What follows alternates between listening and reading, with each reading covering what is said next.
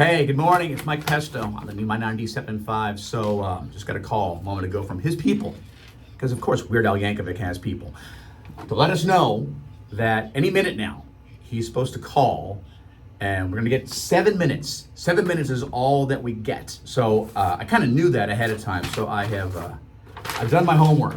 And thank you for everyone who got on our Facebook page, facebook.com/my975.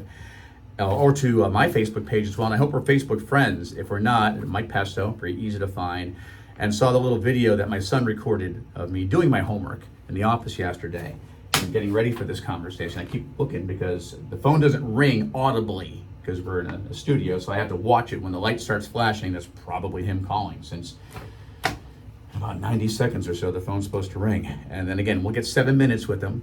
That's why I wanted to kind of plan everything to make sure I get to everything I want to get to. But for those who got online and suggested some questions, I picked some of the more interesting ones because I know I can't ask all of them, and hopefully the ones that I came up with are questions that you would have wanted to ask as well. So I have some questions. I got one from Rachel, one from Trisha, and again, thanks to everyone who jumped on our Facebook page or my Facebook page and suggested some questions for Weird Al Yankovic. Oh, shoot. Here we go. This is probably his people. Good morning, the new My 97.5.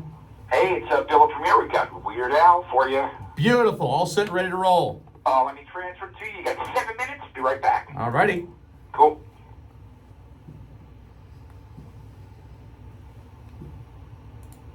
Okay, Mike, here is Weird Al.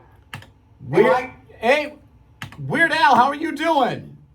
I'm doing great. How you doing? I cannot be more pleased that we actually have you on the phone. I have to tell you, though, in kind of game planning this yesterday, it took all I had not to go full Chris Farley from SNL and start geeking out like when he talked to Paul McCartney years ago. So at some point, if I break off, that was awesome. Please forgive that, because... Remember when you did Eat It? Yeah. Exactly. That one time when you did Michael Jackson, or the other time when you covered Michael Jackson. So, first of all, I got to say thank you. This truly is an honor. But I got to find out why the want, the need, the urge to get back in the studio and give us Polkamania as you did last week Friday. Well, it's been 10 years since my last album, Mandatory Fun. In fact, this week is the 10-year anniversary. And I wanted to do something special for that.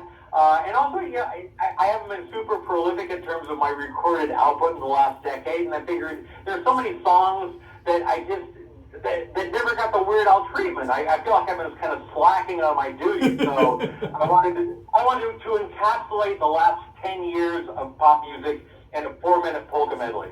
And I love the video, just tying different styles in. In fact, if no one's seen it yet, it's up on our online at my975fm.com. It's our video of the week this week, actually. So you've got, that's the least we could do. So you've got songs in there from Adele and Miley Cyrus and Taylor Swift. What was their reaction when they found out you were doing this? And did you get a hold of them personally? The only person I talked to personally was Lin-Manuel Miranda, because he's an old friend. I got to text him, and I got hit within like 30 seconds. But everybody else was like my manager talking to their manager, but it finally got back to every single artist approved of this polka medley. So Taylor Swift was into it, Billie Eilish was into it, Miley, everybody. So it's nice that I'm at a point where people actually want to be in a Weird Al project. I can't imagine anyone who would, although there have been some over the years who have told you no, and you've always been so respectful of them, of not including their songs on albums. I think legally you can. Why has it always meant so much to you to get artists' permission? You know, because I'm an artist and I respect other artists, and I just want to make sure they're cool with what I do. So if they don't want a parody or whatever, you know, I'll back away. I respect their wishes. So with all the parodies you've done over the years, your first album came out in 1983. I would imagine it's a bit of an occupational hazard being you. With the parodies that you do, I would think that people roll up on you all the time. You sit next to someone on an airplane. You're Weird Al. I have a parody idea for you, and you have to take this angle with it. How often does that happen? And have you ever turned to someone and say, yeah, you know what? You could possibly have something there. Well, my stock answer is I'll get right to work on that. But yeah, that's the bane of my existence. Every time I walk out of the house, somebody's got this great parody idea they've been holding on to since the third grade, you know. So that's just my life. I would imagine now with programs like GarageBand on Apple and everything else, a good stock answer is, hey, you've got the technology. If you are that adamant about it, make your own dang parody. Absolutely. I mean, there's put it up on YouTube. Like, you know, I had the Dr. Demento show back in the early days, and now anybody that wants to can just put their stuff online. So have at it, people. That was my exposure to you very early on as well. I worked at a radio station in the Salinas Valley, 102.5 KDON. It was my job overnights to play Dr. Demento on vinyl. So that was how I got into radio, listening to your stuff. My last day job in the early 80s was working at Westwood One, so I got to send out that vinyl to you. Wow. Well, thank you. You should have signed a couple copies for me. That would have been nice. So, obviously, people excited to hear from you, so I posted something on our Facebook page last week, and I got a couple comments. Rachel wanted to know, is it always like an aha moment when you come up with the perfect song and the perfect theme to it, or is it sometime a quote-unquote labor of love to come up with the song you want to parody and the theme you have with it? It happens both ways. I mean, I have definitely had some ideas come to me, like while I'm driving or going on a walk or something, and inspiration will just strike. And other times I have to sit down and pore over the Billboard charts and think of like 100 different variations on a theme for a song. And sometimes a great idea comes, and sometimes it doesn't. But I try not to force it. You know, it has to actually work creatively. So Tricia was wondering, the accordion.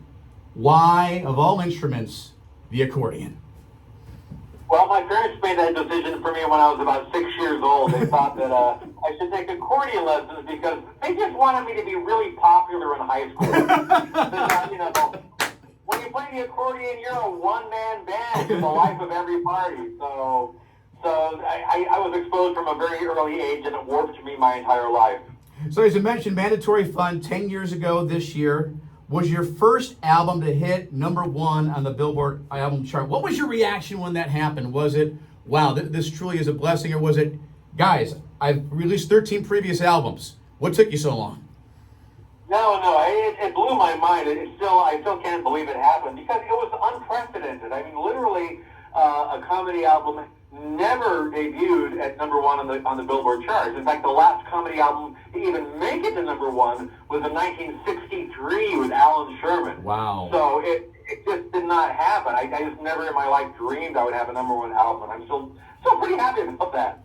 Well, and you deserve all the credit for it, too. It's a great album. So, new song, Polka Mania, out now. See it on YouTube. Again, video of the week. What is next? You have said, or at least Wikipedia has said, that your last album was your last album done. No more. Is that fake news, or in light of this, is there more to come from Weird Al? Well, there's more to come from me, but not traditional albums. I was under contract at my record label for 32 years, 14 albums, and I fulfilled that with my last album.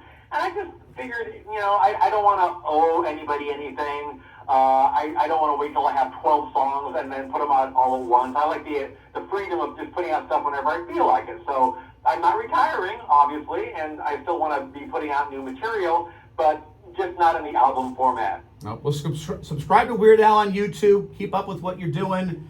We'll keep on following, and as you drop more stuff, obviously we'll be listening, so you could be another video of the week at some point. I look forward to it. Thank you. Thank you, Weird Al. Appreciate the time, and God bless. You too. Take care, man. That was Weird Al Yankovic. So, yeah, that was obviously recorded. I want to make sure I did that. I want to clean it up a little bit if need be. So, yeah, I will let you know when that's going to air. I got to calm down a little bit. That really was pretty cool to talk to Weird Al Yankovic. So thank you for watching. Appreciate it. And thanks to Weird Al for calling. We talked to Weird Al Yankovic. That was awesome.